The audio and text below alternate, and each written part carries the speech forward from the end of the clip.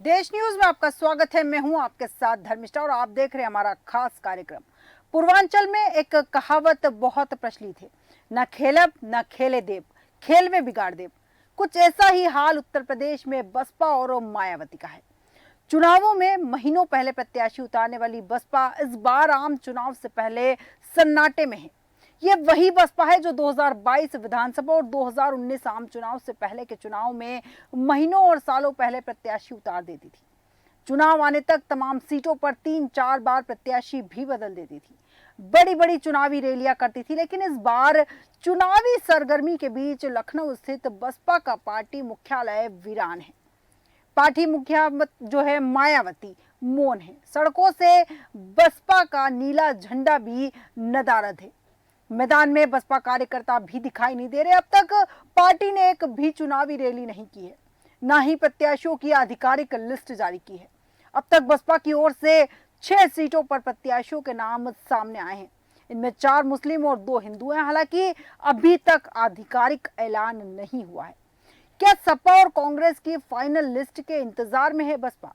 ऐसे में सवाल खड़े हो रहे हैं कि मायावती टिकट जारी करने में इतनी देर क्यों कर रही है, वह किस बात का इंतजार कर रही है। राजनीतिक गलियारों में हलचल है कि बसपा, सपा और कांग्रेस की फाइनल लिस्ट का इंतजार कर रही है मायावती, और उनके प्रत्याशी उतारने के बाद ही मायावती अपने प्रत्याशियों के नाम घोषित करेगी।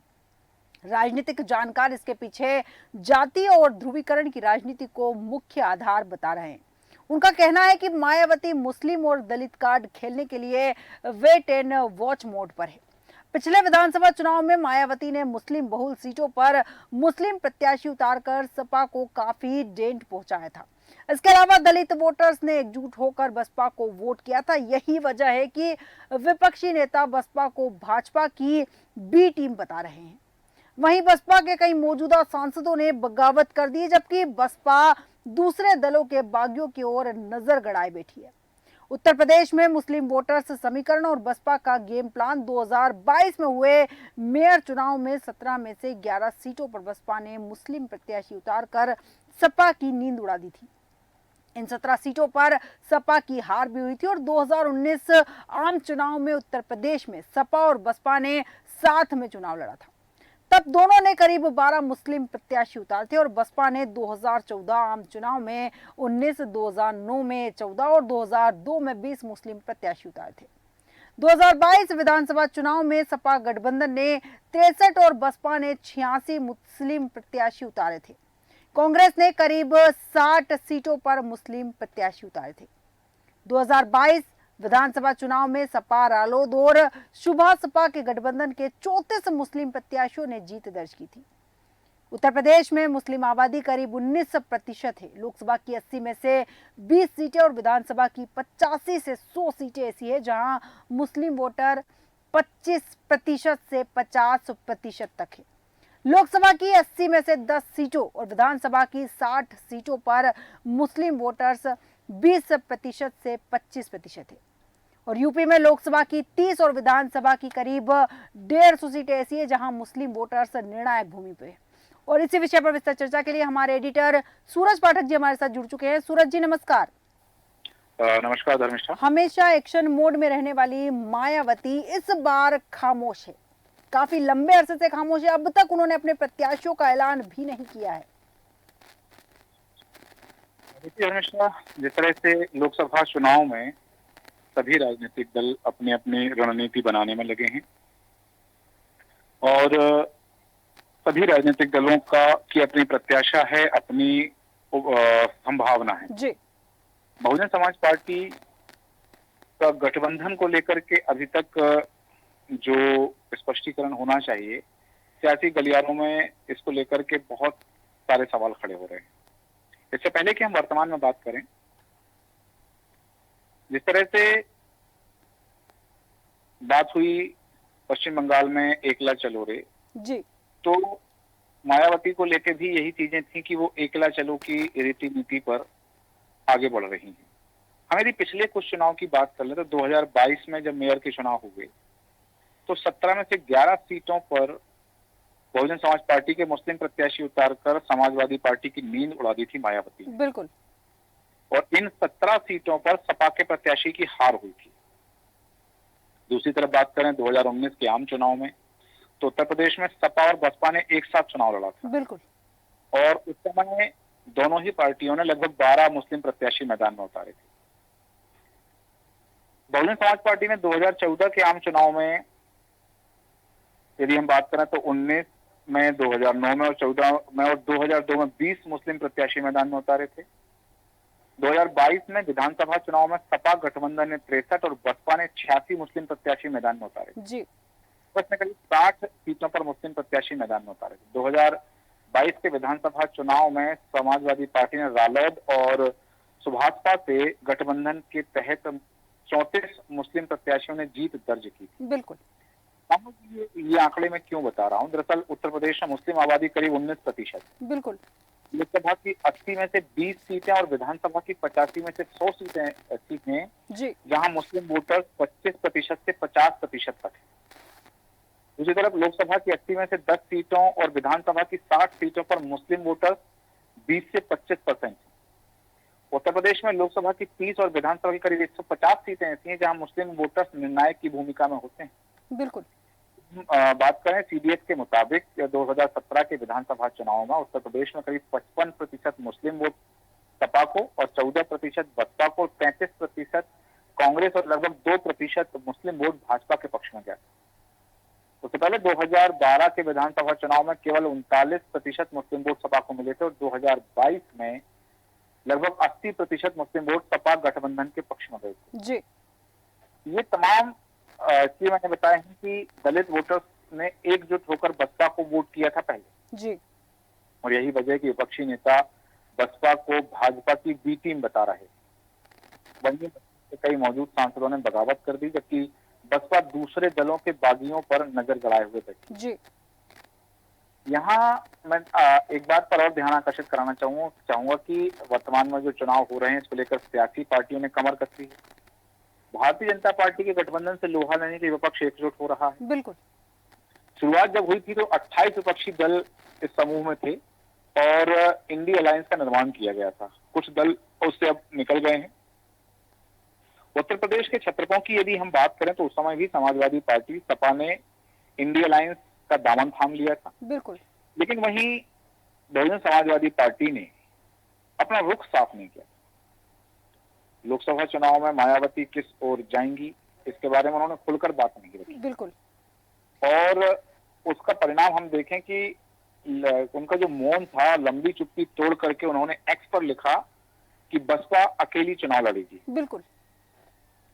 यहाँ उन्होंने बसपा को अपने बलबूते अकेले ही लोकसभा चुनाव में लड़ने की बात कही है। चुनावी गठबंधन और तीसरा मोर्चा बनाने की खबरें जो आ रही थी उन्होंने कहा कि ये पूरी तरह गलत है। जी।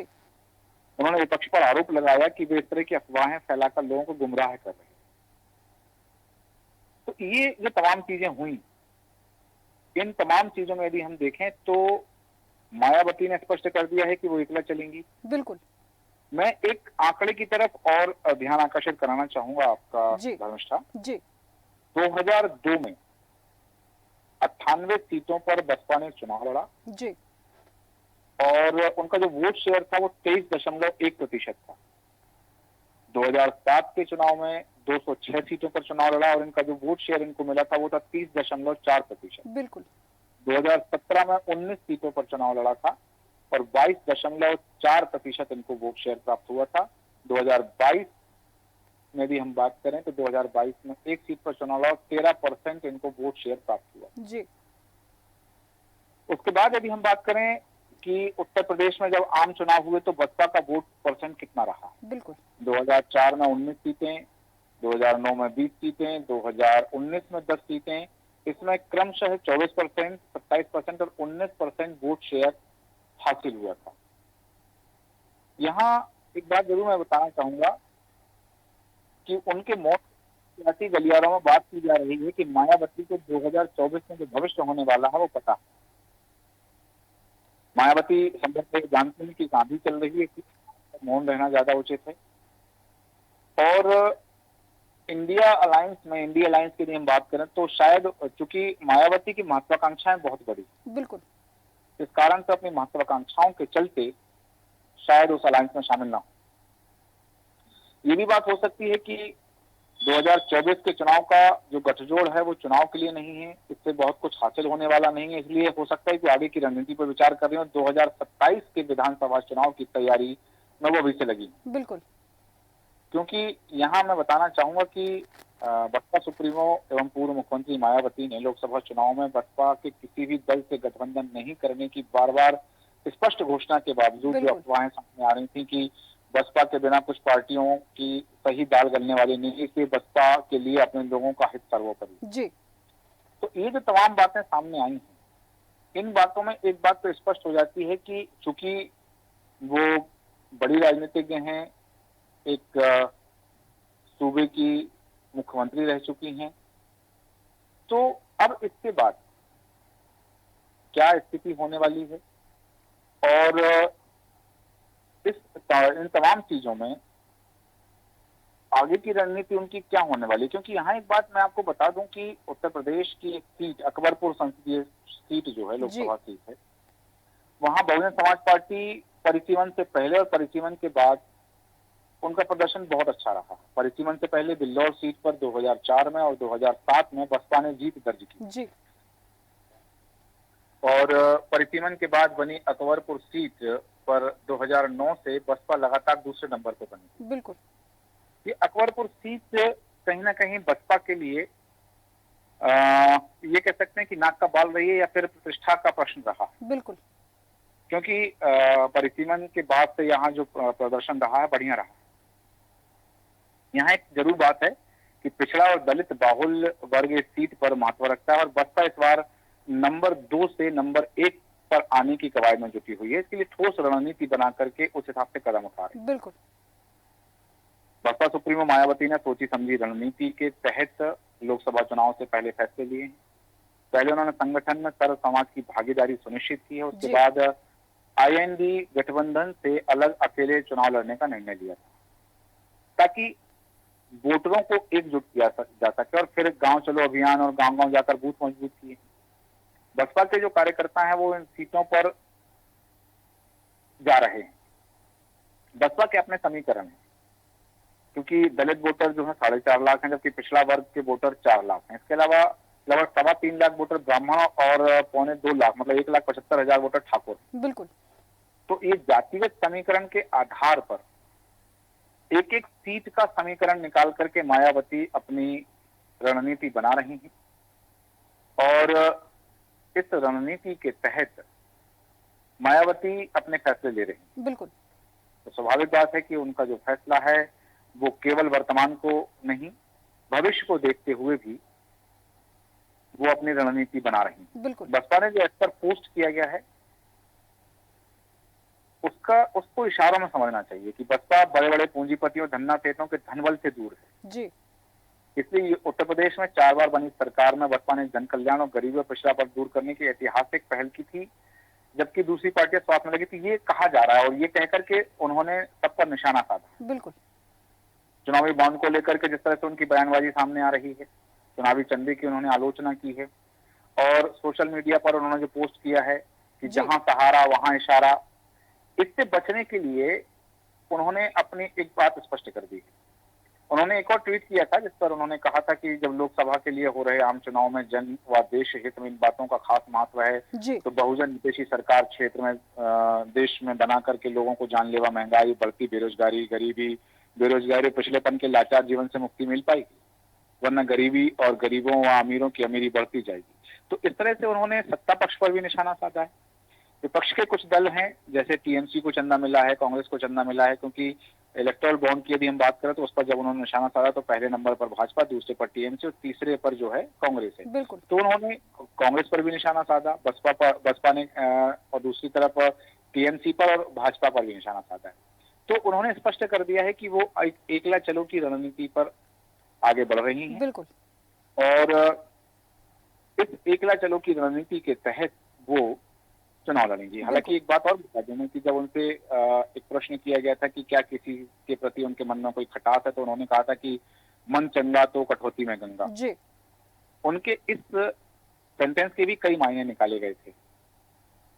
अब सोशल मीडिया पर एक्टिव रहती है, देखना है कि अगली पोस्ट में वो ऐसा क्या लिखती हैं जो सियासी मायने बदल देता है या फिर उनके सियासी साम्राज्य को और कितना ऊंचा ले जाता है। बिल्कुल जी धन्यवाद। बिल्कुल सूरज जी, बहुत सही बात कही आपने। एक अंतिम प्रतिक्रिया चाहूंगी यहाँ पर आपकी। जिस तरह से मायावती जी जो हैं वेट एंड वॉच मोड में है, तो आपको लगता है यहाँ पर कि सपा और कांग्रेस की सूची का बसपा पार्टी इंतजार करे, उसके बाद अपने प्रत्याशियों के पत्ते खोले जाएंगे? देखिए, जिस तरह से गठबंधन को लेकर के बात हो रही है, उत्तर प्रदेश में आम आदमी पार्टी चुनाव नहीं लड़ेगी, मध्य प्रदेश में आम आदमी पार्टी चुनाव नहीं लड़ेगी, मध्य प्रदेश की एक सीट जो है वो कांग्रेस ने सपा को दे दी है, तो मुझे नहीं लगता कि सूची जारी होने का इंतजार किया जा रहा है, क्योंकि उन्होंने स्पष्ट कर दिया है कि वो किस पैटर्न पर चुनाव लड़ने वाली है। जी तो ऐसी स्थिति में कि वो दोनों पार्टियों की सूची का इंतजार कर रही हैं, उसके बाद अपने पत्ते खोलेंगी, क्योंकि जो कुछ है वो उन्होंने स्पष्ट कर दिया है जी कि वो उनके मन में क्या है, वो किस तरह से चुनाव लड़ने का मन बना बैठी हैं।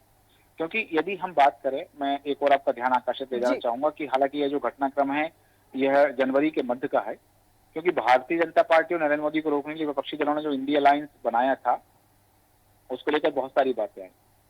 और जब मायावती का जन्मदिन था तब उन्होंने कहा कि अपनी पार्टी की आगे की रणनीति स्पष्ट करते हुए कहा था मायावती ने कि बसपा आगामी लोकसभा चुनाव में किसी के साथ गठबंधन नहीं करेगी, बिल्कुल अपने दम पर चुनाव लड़ेगी। जी और यही बात उन्होंने स्पष्ट कर दी है, क्योंकि बहुत सारी बातें हैं। यदि हम इतिहास के झरोखों में झांकेंगे तो उन्होंने बहुत सारी बातें कही थी। उन्होंने अखिलेश यादव पर निशाना साध के उन्हें गिरगिट बताया था, और उन्होंने चुनाव में धांधली का आरोप लगाते हुए ईवीएम पर छेड़छाड़ की बात कही थी।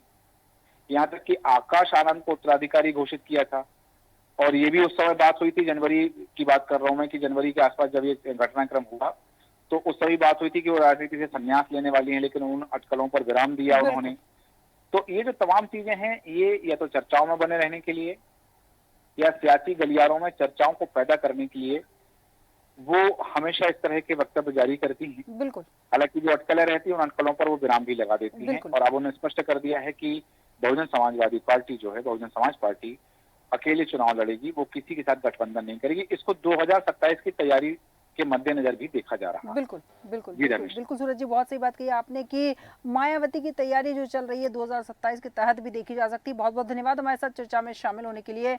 अब देखना है कि क्या दलित वोटर्स भाजपा की ओर जाएंगे या पहले की तरह एक मुश्त बसपा की ओर जाएंगे। मायावती को 2024 का भविष्य पता है, इसलिए शायद मौन है, और मायावती के चुप्पी पर राजनीतिक विश्लेषक कहते हैं कि उन्हें पता है कि आंधी चल रही है, इसलिए शांत और मौन रहना ज्यादा उचित है। हमारे आज के खास कार्यक्रम में इतना ही। बने रहिए देश न्यूज के साथ।